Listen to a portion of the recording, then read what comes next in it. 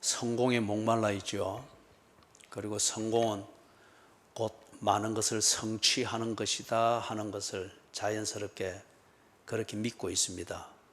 그래서 성공하기 위해서 많은 일을 하려고 하고, 그리고 많은 것을 이루려고 합니다. 그런데 문제는 성공이라 느낄 그때에 보면은 모든 것을 다 잃어버리고 있는 자기 자신을 보게 됩니다. 건강을 잃었고, 자기답지 못한 인격을 잃었고, 성품이 영 인간답지를 못하고, 말 한마디 섞기도 어려울 정도로 참 까칠한 성격이 되어버렸고, 그리고 무엇보다도 사람을 다 잃어버렸습니다. 가정이 영 흔들리고, 심지어는 가정이 파괴가 되어지고, 성공했다 여기는 자기 자신만 남아 있습니다. 그 성공을 진심으로 인정해주고 함께 즐거워하고 그 성공의 그 유익을 나누는 삶이 없습니다. 과연 이게 성공일까요? 그래서 그럼에도 불구하고 사람들은 여전히 성공이라고 하는 것은 많은 것을 이루는 것을 말하고, 많은 것을 이루기 위해서 남보다 더 많은 일을 하고 더 높은 곳에 있어야 되고, 경쟁력, 여기에서 언제나 우위를 차지해야 되는 것으로 믿고 그렇게 바쁘게 움직이는 것을 봅니다. 그런데 예수님은 우리에게 가르칩니다. 성경이 그렇게 가르치죠. 성취감보다 더 중요한 것은 정체성 의식이라는 겁니다.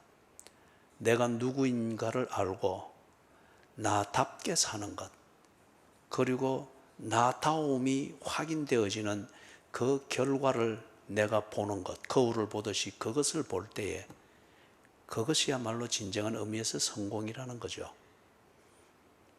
내가 누구인가를 알고 나답게 살 수 있는 그 일을 하는 것, 그게 진정 내가 살아야 될 인생이라는 겁니다. 이걸 성경이 우리에게 가르칩니다.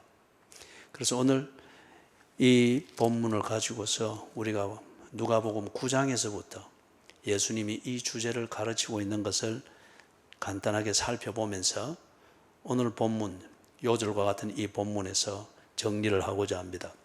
먼저 9장 1절에서부터 6절을 보면은 예수님께서 당신의 제자 12명을 따로 부르십니다. 많은 사람들이 있지만은 그 중에 제자를 따로 불러내어서 그들에게 딱 주지를 시킵니다. 너희들은 나의 제자들이다. 그렇기 때문에 너희들이 해야 될 일은 이것이다. 그게 2절에 보면은 하나님 나라를 전파하며 앓는 자들을 고치는 것이다. 그렇게 말합니다. 예수님의 제자들이기 때문에 이 일을 해야 된다는 거요. 그리고 이 일을 위하여서 내보내십니다. 아무 주제도 없고 목적도 없이 여기저기 분주하게 돌아다니면서 하루 종일 일했다는 자기 자족감 뿐이지 아무것도 주제도 없고, 하루가 지났을 때 뭘 위해서 했지? 고단한 몸 외에는 아무것도 없는 그런 삶을 살지 말아라. 너희들은 내 제자들이기 때문에, 제자들이면은 이걸 위하여서 활동을 해야 된다. 그게 2절에서 그렇게 가르치는 거죠. 그러면서 그리 살려면은 배낭도 여유분의 그것도 그런 것을 가지지만 이거는 금욕주의를 말하는 것이 아닙니다. 내가 정한 목적이 있으면은 그 목적을 이루는데 효과적으로 가지고 사용하는 것, 그게 내가 가져야 될 자원이고 자원을 쓸 줄 아는 것이라는 겁니다. 험한 것 다 가지고 있지만은 여전히 뭘 위해서 살아야 되지? 왜 이렇게 살아야 되지? 어디 있어야 돼? 이걸 모른다고 하면은 그 많은 게 소용이 없다는 거죠. 괜히 많은 것을 가져가지고 또 시간이 넘쳐나는 것 때문에 사람이 할 일을 알지 못하고 그렇게 낭비하고 사는 것을 보게 됩니다. 그걸 지금 딱 가르치는 겁니다. 그래서 여기서 지금 제자들에게 성취감보다 더 중요한 것은 네가 누구인지를 알고 네답게 사는 것, 정체성 의식, identity, 이걸 알고 그것에 합당하게 사는 것, 이게 중요하다고 하는 것을 제자들에게 드디어 가르치는 겁니다. 그럼 그 다음에 9장 10절에서부터 17절, 여기에서는 우리가 잘 알고 있는 오병이어 사건입니다. 많은 사람들이 굶주렸습니다. 끼니를 잊고 그러니까 굶주렸죠. 그때에 이 제자들이 예수님에게 이 사람들을 좀 어떻게 먹는 문제를 해결하도록 그렇게 해서 제안을 하는데, 예수님이 13절에 보면은 너희가 먹을 것을 주라. 너희가 먹을 것을 주라. 이게 그들이 할 일이라는 겁니다. 그들이 옆에서 뭐 구경꾼이 아이고 안 됐네, 이거 해결돼야 되는데 수선 피우고, 그거는 제자답지 못한 삶이라는 거죠. 제자다운 삶은 너희가 먹을 것을 주라. 그들이 이 문제를 그들에게 먹여줘야 되는 겁니다. 그래서 1절에서부터 6절에 이 제자들이 귀신을 제어할 권세와 병을 낫게 하는 능력과 권위를 받았지요. 이 제주를 많이 받았습니다. 그러면서 이걸 준 목적이 뭐였습니까? 2절에 하나님의 나라를 전파하고 앓는 자들을 고치기 위하였습니다. 그럼 이게 무슨 말이에요? 제자들에게 귀신을 제어하고 앓는 자들을 고치는 능력과 권위를 준 것은 그들을 먹이기 위해서입니다. 귀신의 지배를 받기 때문에 진정한 그들의 삶을 살지 못하고 있는 사람들을 구해내는 것이고, 병들어서 인간이 가장 큰 어려움을 느끼는 1차적인 게 뭡니까? 병이지 않습니까? 그래서 이 장벽을 제거하여서 그들이 제 인생을 바로 찾고 살 수 있도록 돕는 것, 그게 13절의 표현 같으면 너희가 먹을 것을 주라. 이게 예수 믿는 사람, 예수의 제자가 할 일이라는 겁니다. 9장 18절에서 27절, 이제 여기서는 보면은 예수님께서 특별히 23절, 24절에서 23절, 24절을 제가 읽어보겠습니다. 또 무리에게 이르시되 아무든지 나를 따라오려거든 자기를 부인하고 날마다 제 십자가를 지고 나를 따를 것이니 누구든지 제 목숨을 구원하고자 하면 잃을 것이요 누구든지 나를 위하여 제 목숨을 잃으면 구원하리라. 다시 말해서 뜻을 세웠으면 그 뜻에 집중해야 합니다. 다른 것에 한눈 팔지 말아야 됩니다. 한 남자와 결혼하기로 결심했으면 다른 남자에게 관심을 기울여서는 안 됩니다. 한 여자를 아내로 삼고 그렇게 사랑을 고백하여 살면은 이제는 이것저것 따져서는 안 됩니다. 내 아내에게서 뭐 유명 여배우의 모습을 찾으려고 하고, 또는 드라마에서나 보는 그런 분위기 있는 무언가 그런 것을 찾으려고 하고, 그런 이중적 마음을 가져서는 안 된다는 거예요. 내가 뜻을 세웠다. 내 인생은 이렇게 산다. 나는 이런 사람이기 때문에 나답게 사는 것은 이것이다. 그러면은 다른 사람들답게 살려고 그렇게 관심을 기울이지 말라는 거예요. 그리고 그렇게 사는데 필요한 그런 것들을 자꾸 가지려고도 하지 말라는 거예요. 그건 내 인생이 아니다는 거죠. 예수를 믿는 것, 그게 내 인생이고 그리스도인으로서 마땅히 할 일이다.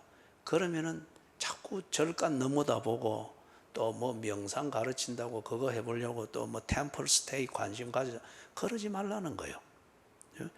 한 가지 뜻을 세웠으면은 그 뜻을 이루려면은 그 뜻을 이루는데 상관없는 것들은 아무리 좋게 보이고 기회처럼 보여도 버릴 줄 알아야 된다는 거예요.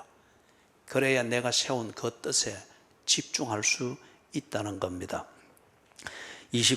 9장 29절에서부터 36절, 여기에서는 그러면은 예수님과 교제하면서 사는 이 삶이 정말 그 예수의 제자들이 집중해야 될 삶입니까? 그러면은 예수님과 교제하고 예수님과의 관계 가운데 충실한 삶을 위해서 내가 이런 것 저런 것 다 버려야 됩니까? 그렇다고 하면은 정말 예수님께 집중하여, 소위 우리 표현으로 말하면은 예수 믿는 사람의 신앙생활, 하나님 중심, 성경 중심, 교회 중심의 이 삶을 위해서 세상 중심, 성공 중심, 물질 중심, 명예 중심, 편리한 삶 중심, 이거 다 버릴 만한 가치가 있습니까? 그랬을 때 예수님이 책임을 지겠습니까? 그걸 딱 예수님이 보여주는 겁니다. 29절에서부터 36절, 소위 우리가 알고 있는 변화산 사건이죠. 예수가 누구인가 보라는 겁니다. 돈으로도 살 수가 없고 세상이 말하는 성공이라고 하는 이것으로도 얻을 수 없는 그게 예수 안에 있다고 하는 것을 보여주는 겁니다. 예수는 하늘과 땅을 통치하시는 분이시다. 이걸 거기서 다 보여줍니다. 내 생각으로 다 해결되어지지 않는 것, 그것까지도 예수는 아시고 나를 인도하신다. 이걸 보게 하고 생각하게 해주는 사건이 변화산 사건입니다. 9장 29절부터 36절 여기에 있죠. 그래서 예수님과의 관계, 예수님과 교제하며 사는 이 삶이 내 중심이 되어야 된다.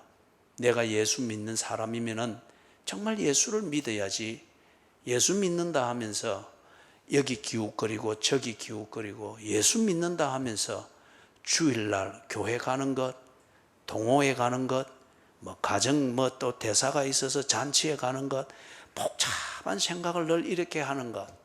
그래서 이거 안 하면은 이거 좀 후환이 있을 텐데, 그때 예수님이 이 변화산 사건에서 암시하는 게 그겁니다. 네 생각이 와 그리 복잡하노? 네 예수 믿는 사람 아이가? 네 예수의 제자 아니가?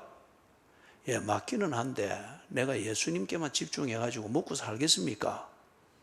집안에 또 이래 내가 어울리지 못하면, 내가 집안에서 왕따가 되면은 내 자식들이 다음에 좀 친인척들과의 관계도 없이 이게 참 외롭지 않겠습니까?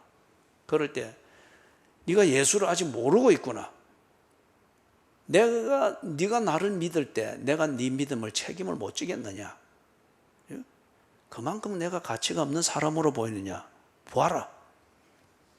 그걸 딱 보여준 겁니다. 그게 변화산 사건이거든요. 그래서 거기 예수가 어떤 분인가 35절을 보니까 구름 속에서 소리가 나서 이르되 이는 나의 아들 곧 택함을 받은 자니 너희는 그의 말을 들으라. 36절 소리가 그치며 오직 예수만 보이더라. 예수는 자기 백성을 위하여 세상에 오신 하나님이라 하는 것을 보여준 겁니다. 보여준 거예요.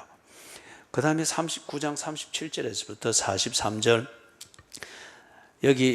여기에서는 딱 보니까 여전히 그런데 사람들이 귀신에 휘둘리고 있는 거예요. 이 귀신을 왜 여기에 대표적인 상징적으로 탁 내놓는가 하면은 세상 사람들은 귀신을 싫어하고 혐오하지만은 귀신에게 휘둘려 삽니다. 그죠? 귀신을 혐오하지만은 귀신에게 휘둘려 삽니다. 미워하고 저주하고 쫓아내려고 부적도 붙이고 다니고 하지만은 언제나 귀신에게 휘둘리며 삽니다. 귀신이 벌을 주면 어쩌지, 해코지하면 어쩌지, 그렇게 해서 이거 차 새로 샀는데 귀신이 장난을 쳐서 이것도 사고가 나면 어쩌지.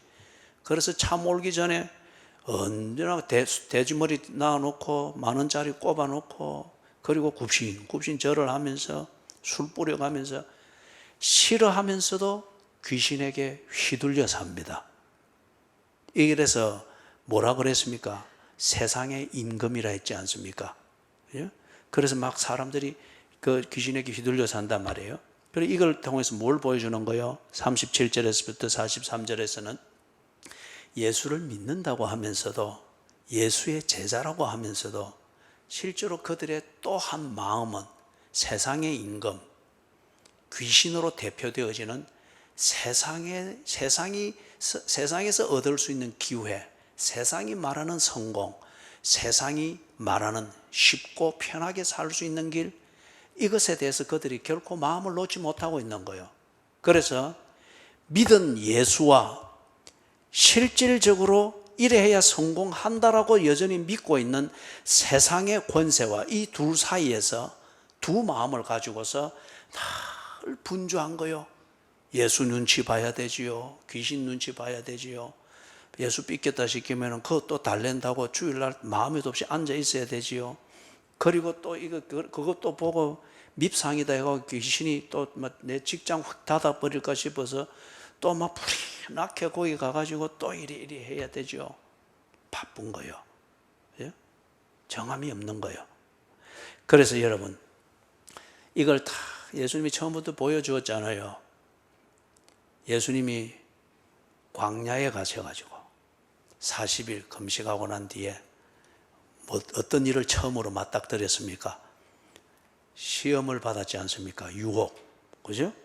그래서 돌로 떡을 만들어 먹어라. 너무너무 쉬운 일이죠. 이 세상의 임금이 하는 소리단 말이에요. 그죠? 주식을 하는 것, 펀드를 하는 것 그 자체가 죄가 아닙니다. 그래서 이게 현금이 유통되도록 하는 어떤 사회적인 그러한 협력이죠. 그런데 그것을 믿고 그것만 의지하면서 살 때에 돌로 떡을 만들어 먹으려고 하는 사기꾼 심보로 사는 거예요. 그렇기 때문에 주식하면서 망가지는 사람들이 너무너무 많은 겁니다. 잘 사용하면 좋은 도구가 될 수 있는데 그걸로 손 안 대고 코 풀려고 하듯이 쉽게 살려고 하니까 그것 때문에 망하고 이 사회가 참 불공평해지지 않습니까? 예수께서 그 시험을 당했죠. 돌로 떡을 만들어 먹어라. 그럴 때 예수님이 그걸 물리쳤습니다. 한 마음이었습니다. 그리고 뭔가 자기에게 모든 주의가 집중되는 것. 높은 곳에 있으면 다 성공했다고 믿어서 무리해서라도 높은 곳으로 가려고 하잖아요. 그런데 예수는 그것을 거부했습니다. 그것은 바른 길이 아니기 때문에 예수는 오직 한 마음이었습니다. 세상에 다 네가 보는 것을 다 네가 소유하게 할 것이다. 그걸 위해서는 딱 한 가지만 해라. 귀신에게 절 한 번만 하면 된다. 그러면 네가 보는 것, 소유하고 싶은 것, 가지고 싶은 것 전부 다 네 것이 된다. 에덴 동산의 그 유혹과 똑같죠. 그죠? 그때 예수께서 소유, 이 소유를 이루는 성취, 이것에 성공이 있는 것이 아니다 하는 이 초지일관을 분명히 하셨죠. 그래서 세상 임금의 유혹의 이 기회들을 다 물리치셨습니다. 한 마음이셨습니다. 그런데 9장 46절에서부터 56절까지 보면 세 가지 예를 거기서 예수님이 적나라하게 보여줍니다. 이 하나님의 백성인 것을 자부하는 유대인들이 거기다가 자기가 성직자 또는 우리 표현으로 말하면 목사, 장로, 권사, 집사, 모태신앙, 3대째, 4대째 예수 믿는 가정이다. 이리 자랑은 하는데 그런데 그들의 실생활은 보니까 세상 임금, 귀신에게 휘둘리고 세상의 권세와 세상이 던져주는 기회에 홀빡홀빡 넘어가서 그렇게 실제로 살고 있는 거예요. 9장 46절에서부터 48절 여기는 보니까 누가 크냐? 이것 때문에 예수가 옆에 있어도 안중에 없습니다. 이게 뭡니까? 우리말로 말하면 비교의식. 남이 잘 되는 것을 보지를 못합니다. 그리고 남이 잘 되는 것을 보면 그 사람보다는 내가 높아야 내가 성공한다 믿고 그 사람이 하는 걸 꼭 따라서 하려고 그래요. 학원 보내면 논 팔아서라도 학원 보내려고 하고 누구 또 캠핑카 사면은 뭔가 그죠? 대출을 내서라도 캠핑카 사서 그들처럼 1년에 한 2번은 또 캠핑카를 끌고 나가서 비교의식에서 내가 저 사람보다 좀 더 낫다, 저 사람 하는 것보다 한 가지는 더 하고 있다라고 할 때 내가 성공한다라고 믿고 그렇게 살려고 하니 귀신에게 늘 휘둘리고 예수를 믿지만은 믿음은 안중에도 없는 거예요. 그 다음에 두 번째 예를 드는 게 9장 49절에서부터 50절에서 드는 것. 이거는 나와 다르다. 그러면은 이거는 성공이 아니다는 거죠. 그거는 내가 할 일이 아니고 내 삶이 아니다라는 식으로 그렇게 편가름을 합니다. 소위 우리 표현으로 말하면은 우리는 흔히 보면 의리, 그죠? 그래서 군대 동기, 고등학교 동기 또는 동호회 동기. 지금도 보면은 나이는 60이 다 넘어가지만은 모이면 앉아 하는 얘기는 늘 고등학교 이야기. 군대 이야기. 그러니까 몸은 60이 넘어가는데 사고방식과 수준은 여전히 고등학교 수준인 거예요. 그죠?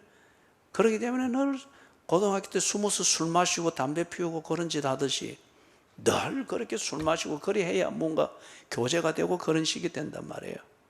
지답지를 못할 수밖에 없다는 거예요.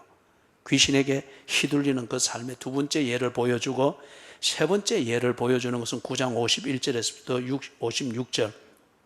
묵은 감정대로 삽니다. 다른 말로 좀 고상하게 말하면 내가 속해 있는 공동체, 내가 속해 있는 공동체, 그 공동체에서 배우고 익숙해진 문화, 관습, 이대로만 살려고 하는 거예요.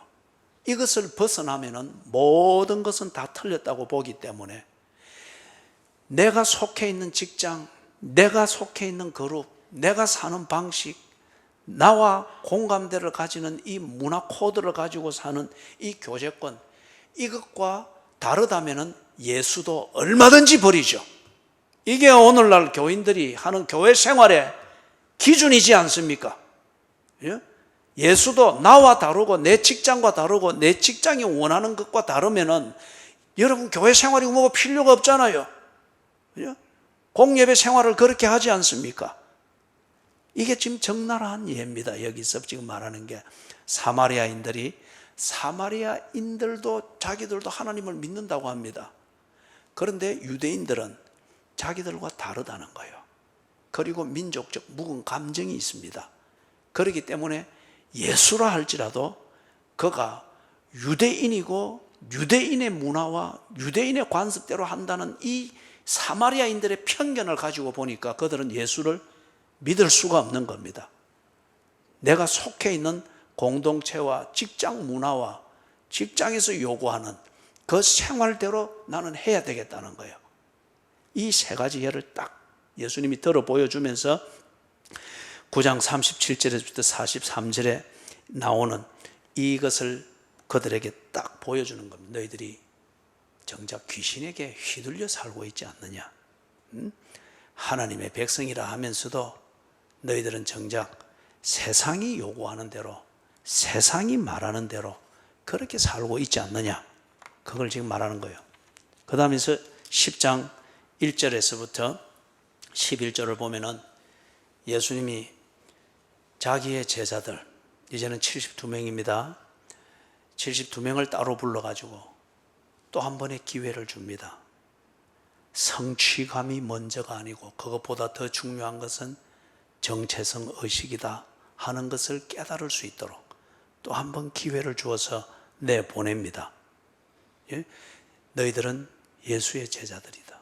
너희들의 정체성은 성공을 위해서는 무슨 짓이라도 할 수 있는 귀신에게 붙들려 있는 자들이 아니고 너희들은 살아야 될 목적을 알고 그 목적을 위해서 사는데 꼭 필요한 자원을 가지고 있는 그러한 예수의 사람들이다. 이걸 알고 그렇게 사는 것을 훈련하도록 기회를 주는 거예요. 그게 10장 1절에서부터 11절의 내용입니다. 거기서 4절에서도 그리 말하죠. 갈지어다 내가 너희를 보냄이 어린 양을 이리 가운데로 보냄과 같도다. 4절 전대나 배낭이나 신발을 가지지 말며 길에서 아무에게도 문안하지 말며 어느 집에 들어가든지 먼저 말하되 이 집이 평안할지어다 하라. 목적에 집중하라는 겁니다. 뭐 선거에 뛰어든 정치인도 아니고 오만 사람 만나서 좋은 인상 만들려고 그게 예수 믿는 사람의 삶이 아니라는 거죠. 목적에 집중하라. 그 목적에 집중하여 목적을 이루는데 필요한 것을 가지고 목적에 필요한 대로 그것을 쓸 줄 알아라. 집중한 삶입니다. 그죠? 자기 정체성에 맞는 삶이죠. 그 다음에 10장 17절에서부터 20절을 봅니다. 거기 이제 보니까 이 70명이 돌아왔습니다. 돌아와가지고 예수님께서 그들에게 준 귀신을 제어하고 앓는 자들을 고치고 어떤 이런 준 능력과 권위를 가지고 살아보았단 말이에요. 그거는 자원입니다. 자기답게 사는데 필요한 자원입니다. 재주입니다. 그걸 가지고 해봤습니다. 그래서 돌아왔으면 놀랍습니다. 너무 많은 것을 이루었어요. 그전에 해보지 못한 것을 해보았고 꿈꾸지 못했던 것도 이루어지는 것을 보았고 이것 때문에 성취감이 넘쳐났습니다. 로또가 터졌고 주식이 대박이 났고 막 펀드가 막 갑자기 꼭 나를 위해서 세계 정권 시장이 돌아간 것처럼 막 퍽퍽 터져버리는 거예요. 그런 식이에요. 엄청난 성취감을 가지고 돌아와서 흥분해가지고 귀신도 떨어지고 병자도 낫고 막 난리 났습니다. 야, 대단합니다. 정말 예수 믿는 게 대단하네요 하면서 예수님 앞에서 입에 거품을 붓고 막 성취감에 들떠서 자랑을 그렇게 합니다. 그럴 때에 예수님이 19절에 대답하는 게 당연하지. 너희들이 그런 자원을 가지고 자원을 썼는데 결과가 만들어지는 건 당연하지. 그런데 잊지 말아라. 네 재주 부린 것 가지고 만들어진 결과 때문에 그걸 인생의 가치로 삼아서는 안 됩니다. 그것은 네 인생의 가치를 만들고 이 인생의 목적을 이루는 과정에 불과한 것이다. 그러면서 20절에 하는 말씀입니다. 같이 읽어봅니다. 그러나 귀신들이 너희에게 항복하는 것으로 기뻐하지 말고 너희 이름이 하늘에 기록된 것으로 기뻐하라 하시니라. 이게 뭡니까? 정체성입니다. 너희, 즉 이 70인의 제자가 누구냐는 거죠. 너희들은 하나님의 자녀들이다. 예수님과의 관계 안에서 사는 하나님의 자녀들이다. 하나님의 자녀로서 너희들답게 사는 것, 이것을 즐거워할 수 있어야 된다. 다시 말해서 너희가 하나님의 자녀인 것을 아는 것 같으면 하나님의 자녀답게 사는 이 면에 있어서 그런 자부심이 있어야 되고 하나님의 자녀다운 삶을 만들어 간다는 이 자체에 대해서 너희들은 보람을 가져야 된다. 이걸 위하여서 귀신도 떨어뜨리고 병자도 고치고 이걸 위하여서 필요한 돈을 벌고 이걸 위하여서 돈을 나눌 줄도 알고 누구를 도울 줄도 알고 누구를 위하여 희생할 줄도 알고 대가를 바라는 것이 아니라 그것 때문에 흥분하고 기뻐하는 것은 세상 임금들이 하는 것이다. 그래서 높은 곳에 서려고 하고 많은 것을 보면서 소유하려고 아둥바둥 되는데 하나님의 자녀들은 그렇게 사는 게 아니다. 받을 것을 기대하는 것이 아니라 그게 나다운 것이기 때문에 내가 가진 것이기 때문에 나답게 사는 것이기 때문에 나다울 때에 나는 행복한 것이고 성공하는 것이기 때문에 누군가를 위하여서 도울 줄도 알고 누군가를 위해서 줄 줄도 알고 그것을 위해서 내가 희생할 줄도 알고 그걸 위하여 내가 가진 자원, 이 자원을 가지고 그를 기꺼이 도울 줄 있는 것. 그래서 그가 살아나는 것을 볼 때 내가 하나님의 자녀다운 일을 했구나. 그게 네 성공이며 네 다운 삶이다. 그게 지금 20절에서 하는 말입니다. 귀신 떨어뜨리는 것은 누구도 할 수가 있는 일입니다. 귀신을 떨어뜨려서 뭐가 일어났느냐는 겁니다. 귀신을 떨어뜨려서 네가 어떻게 변했느냐는 거예요. 네가 해야 될 숙제를 한 것이냐는 겁니다. 맞죠? 돈을 산더미 같이 모았으면 뭐합니까? 네답지 못하여서 산더미 같이 모은 그 재물이 꼭 지 무덤이 되어버리는 이걸 우리가 너무도 많이 보고 있지 않습니까? 사람들은 다 재주를 중요하게 말하고 달란트를 중요하게 말하고 그렇게 하는데 그래서 어떤 스펙을 만들고 재주를 만들려고 하고 그 재주를 그걸 가지고 기회를 낚으려고 애를 쓰는데 필요한 일이죠. 그러나 무엇을 위해서 당신은 그 재주가 필요합니까? 무엇을 위해서 당신은 그 달란트가 필요하고 무엇을 위해서 당신은 대학을 가야 되고 또는 그런 일을 해야 되고 그런 일을 해야 됩니까? 그렇게 한 결과 당신은 당신다울 수 있습니까? 생각을 해야 됩니다. 성취감 이전에 정체성 의식을 분명히 가져야 합니다. 많은 것을 이루었다 할지라도 내가 나답지 못하다고 하면 당신은 죽은 겁니다. 수많은 재주 속에 묻혀서 죽은 겁니다. 예? 더럽게 산 겁니다. 그래서 10장 21절 24절에서 예수님께서 진정한 기쁨이 어디 있는가를 보여주는 겁니다. 예수님이 왜 기뻐합니까? 거기서 크게 기뻐하고 있죠. 21절에 보니까 크게 기뻐합니다. 그 이유는 22절에 내 아버지께서 모든 것을 내게 주셨으니 아버지 외에는 아들이 누구인지 아는 자가 없고 아들과 또 아들의 소원대로 계시를 받는 자 외에는 아버지가 누구인지 아는 자가 없나이다. 그런데 지금 이 제자들이 예수를 알아가고 있다는 거예요. 그리고 예수와의 관계 속에 있는 자신의 아이덴티티, 이 정체성을 알아가면서 삶이 정리되어져 가고 있다는 거예요. 그죠? 이게 그렇게 기쁘다는 겁니다. 그래서 지금 정말 우리 삶의 성공, 행복, 기쁨이 어디에 있는가를 예수님이 기뻐하는 이걸 통해서 보여주고 있습니다. 자기다울 때. 내가 사용한 재주가 나다움을 성숙시키고 빛낼 때에 그게 정말 보람으로 와 닿는다는 거예요. 이 보람이 넘치는 것, 그게 성공이지 않습니까? 그 보람을 음미하는 게 행복이지 않습니까? 진정한 행복. 그죠? 술 한잔 마시고 하는 행복. 그것으로 견질 수가 없는 거죠. 그런 다음에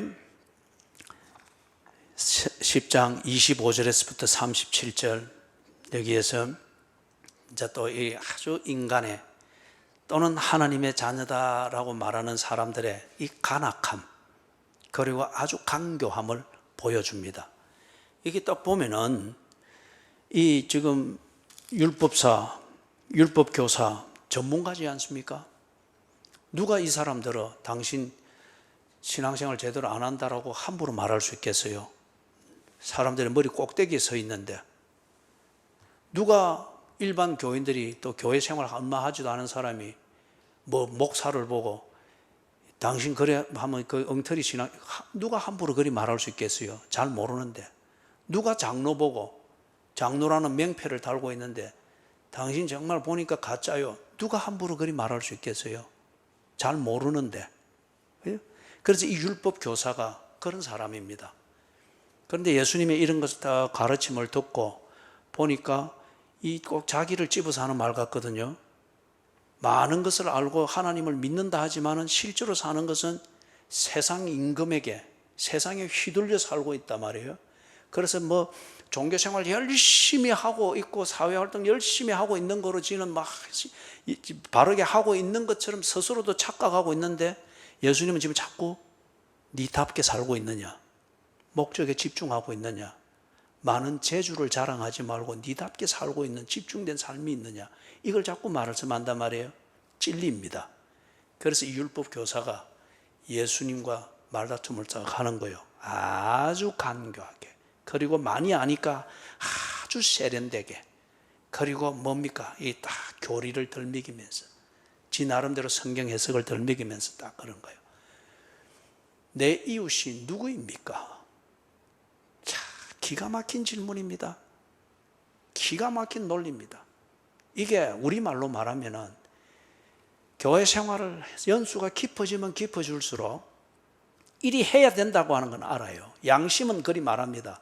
그러나 몸에 익고 닳고 닳은 이 소위 우리 군대 말로 하면 짬밥이죠. 교회 생활 짬밥으로는 기가 막히게 빠져나갑니다. 바쁘다, 아프다, 요즘 좀 시험이 들어서 아니면은 좀 우리 집안이 이렇게 있는데 집안 전도하려면은 내가 거기 좀 섞여줘야 됩니다. 얼마나 기가 막힌 변명입니까? 그죠? 이게 지금 그와 같은 거예요. 내 이웃이 누구입니까? 지는 율법 교사의 눈높이에서 자기 이웃을 다 챙겼고 율법에서 가르친 대로 다 했다는 거예요. 그런데 예수님은 자꾸 안 했다는 겁니다. 그래서 지금 예수께 물어보는 거예요. 내 이웃이 누굽니까? 그럼 가르쳐 주십시오. 나는 할 것 다 했는데 당신이 자꾸 시비를 거는데 이웃이 누굽니까? 기가 막힌 대응이죠. 이게 오늘 우리 현대 교인들의 모습입니다. 특히 목사, 장로, 권사, 안수 집사들의 모습이에요. 거칠애로 많이 알기 때문에 자기의 양심을 속이고 그러나 겉은 번드러하게 빠져나가는 이 노하우가 얼마나 많은지 몰라요. 예? 그래서 지금 한국 교회가 이 모양 아닙니까? 예? 비좁은 개살구들만 많아가지고 말이에요. 예? 하나도 이 정말 살구의 진맛을 내는 그게 이 한국 교회에 사라졌지 않습니까? 지금 율법 교사가 지금 그걸 하고 있는 거예요. 거기에 대해서 예수님께서 선한 사마리아인의 비유를 든 겁니다. 율법 교사가 아무 말을 못 했죠. 아무 말을 못 했죠. 그 뒤에 38절에서부터 42절, 이게 우연히 들린 것 같으나 예수님이 가르치는 이것을 한번 딱 종결을 짓는 겁니다. 9장 1절에서부터 6절에 말했던 자기 제자들을 불러서 그리하고 10장 1절부터 11절에 또 두 번째 그렇게 했던 이것을 여기 지금 10장 38절부터 42절에 딱 구체적으로 정리해서 눈높이에서 알 수 있도록 보여주는 겁니다. 마르다와 마리아 참 좋은 자매죠. 그리고 애정도 있고 열심도 있고 예수를 사랑하는 마음도 있고, 그런데 마리아는 참 열심입니다. 이 보통 세상 기준에서 볼 때는 이런 사람을 인재로 원합니다. 특히 교회도 예수의 심장이 흐려진 교회는 이런 사람들을 환영합니다. 그죠? 돈 가진 자, 세력 있는 자, 앞에서 좀 당분간 설칠 수 있는 자들. 그게 무익하다는 건 아니에요. 그러나 이게 전부는 아니다는 겁니다. 그래서 마르다가 너무 분주하다 보니까 예수 옆에는 있지만은 예수와 교제는 안 됩니다. 지 하고자 하는 일에만 집중합니다. 예수 그림자 속에는 있습니다. 그러나 지 하고자 하는 일을 지 방식대로 그것에만 집중합니다. 요즘 우리 현대 교인들이 말하지 바쁘다, 아프다, 이것부터 해놓고 뭐부터 해놓고, 그죠? 내가 교회 사랑하지 않는 것 아닙니다. 그런 시기예요 지금 마르다가. 예수 떠나 있는 건 아닙니다. 그런데 예수와 교제가 안 됩니다. 예수께 집중을 못하고 있습니다. 반면에 마리아는 이 현재 상황에 볼 때는 현실적으로 크게 도움이 안 되는 것 같아요. 그런데 중요한 것은 그 상황의 중심이 되고 있는 예수와 밀접하게 교제하고 있습니다. 밀접하게 교제하고 있습니다. 부엌일에는 아무 도움이 안 됩니다. 중요한 것은 그 상황의 중심이 부엌일이냐 예수냐 이겁니다. 마리아는 지금 예수를 그 상황의 중심으로 보고 있고, 마르다는 그 상황의 중심을 부엌일로 손님 접대하는 것에 중심으로 삼고 있는 거예요. 마리아가 예수가 중심이라고 하는 이 자신의 판단을 가지고 예수님과 대화하고 교제하는 것에 몰입을 하고 있습니다. 그러다 보니 이 마리아가 손님 접대하는 데 필요한 일을 하는 것을 잊어버리고 있습니다. 그것까지도 됐으면 금상첨화겠지만 우리가 언제나 금상첨화로 살 수 있습니까? 아니잖아요. 자, 이것에 대해서 마르다가 불평을 합니다. 이걸 우리 현대말로 고치면, 우리식으로 고치면, 예수님, 마리아처럼 저리 살아가지고 어떻게 지 앞가림이나 하겠습니까? 저래서 직장도 잘리고 사람들한테 왕따 당하고 동호회에서 취미생활도 한번 적응 못하고 저리 될 때 하나님이 영광 가리지 않겠습니까? 저런 걸 어찌 권사로 세우겠습니까? 마르다의 이야기는 그런 식입니다. 그것에 대해서 예수님의 대답은, 네가 예수 믿나? 아니면은 네가 세상 보기에 좋은 성공을 이루기 위해서 예수를 이용하고 있나? 예수님이 마르다에게 이렇게 대응하는 것과 같습니다. 네가 예수 믿나? 아니면은 세상 보기에 좋은 성공 만들려고 네가 지금 예수와 거래하고 있나? 그렇게 묻는 거예요. 네가 많은 일로 분주하고 바쁜데 너는 그렇게 하면 성공하고 그렇게 하면 많은 걸 성취하기 때문에 네가 뭔가 보람도 있고 그래서 하나님께 영광이 된다, 종교적으로 갖다 붙일 수 있는 빌미가 만들어질 수 있을지 모르겠으나, 그러나 네 삶에는 주제가 없다. 이 삶에는 목적이 없다. 목적이 없고 주제가 없으면 결과가 없는 겁니다. 그런데 마리아는 너처럼 분주하고 화려하지는 않으나 주제가 있고 집중하는 목적이 있다. 그렇기 때문에 마리아는 그것에 맞는 결과가 있을 것이다.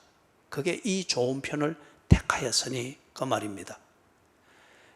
여러분, 제가 학교에서 이 대학원생들 가르치고 박사 과정의 학생들도 뭐 가르쳐보고 논문도 지도도 해보고 그리 했습니다. 뭐 지금도 그런 걸 부분적으로는 합니다만은, 대학교나 대학원생들의 숙제가 글을 쓰는 것이 않습니까? 그죠? 저 소논문이라고 합니다. 그것에 중요한 것은 주제거든요. 그리고 그 주제를 얼마나 딱 설득력 있게 자료를 딱 적용을 해서 설득력 있게 이걸 글을 잘 풀어갔느냐. 그래서 결론이 딱 그 설득력 있는 논리를 따라서 주제를 딱 합리화시키는 결론이 나오느냐. 이게 기본입니다. 그런데 어떤 학생들은 보면은 주제는 거창하게 잡아놨습니다. 이미 주제가 포인트가 3개, 4개가 됩니다. 그러면 이미 이거는 글이 안 되는 겁니다. 보기에는 좋아요. 글을 써나가는 게 막 아주 화려합니다. 꼭 연애 편지 쓰듯이 써놨습니다. 이런 거는 논문으로서 가치가 없습니다.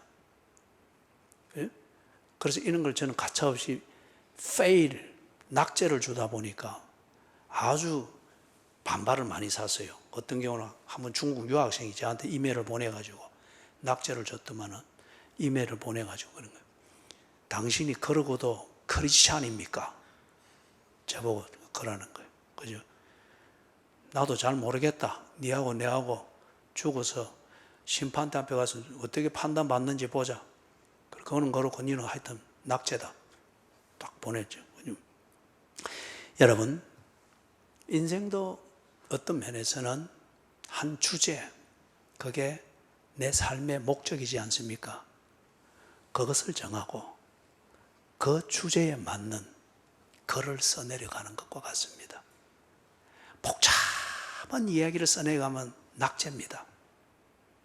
내가 정한 삶의 목적, 인생의 주제, 이것을 다 빛나게 만들고 이것이 그렇구나 딱 되도록 결론이 나면은 당신은 성공한 거예요. 뭐 남들 보기 좋아라고 사는 거 아니지 않습니까? 나타와야지요. 나타와야지요. 지금 예수님이 마르다와 마리아 이 두 자매를 통해서 이걸 지금 딱 가르치면서 제자들에게 가르치는 이 교훈을 딱 결론을 맺는 거예요. 여러분, 예수님이 앞에서 그런 말을 했죠. 온 천하를 얻고도 그 목숨을 잃으면 무슨 소용이 있느냐. 기억나지요? 기억나지요? 이 말이 맞습니까? 온 천하를 얻고도 그 목숨을 잃으면 무슨 소용이 있느냐. 이 말이 맞습니까? 그죠? 사랑하는 여러분, 많은 일을 하는 것이 중요한 게 아닙니다. 교회로도 꼭 교회가 커야 되고 많은 사람이 그렇지 않습니다. 당신 한 사람이 목회의 대상입니다. 당신 한 사람의 그 그리스도 안에서의 삶을 누리도록 이걸 딱 만드는 이게 목사인 내가 가족과 떨어져서 살아야 될 이유입니다. 많은 사람들을 끌어모아가지고 관리하고 하는 그것도 필요할 수는 있으나, 그러나 거기에 많은 일로 분주하고 많은 사람들이 욱성욱성거리지만은, 그러나 그게 마르다와 같은 분주함일 뿐 예수와의 교제가 없고 그래서 생명을 얻지 못한다고 하면은, 그래서 그가 정말 하나님 앞에서 사는 하나님의 형상으로서 하나님의 자녀로서의 그 삶을 살아내는 생명을 누리고 있지 못한다고 하면은 그 군중이 무슨 의미가 있으며 그 분주함이 무슨 의미가 있으며 구색 갖추기에 그런 뭐 활동과 구제가 무슨 의미가 있느냐 말이에요.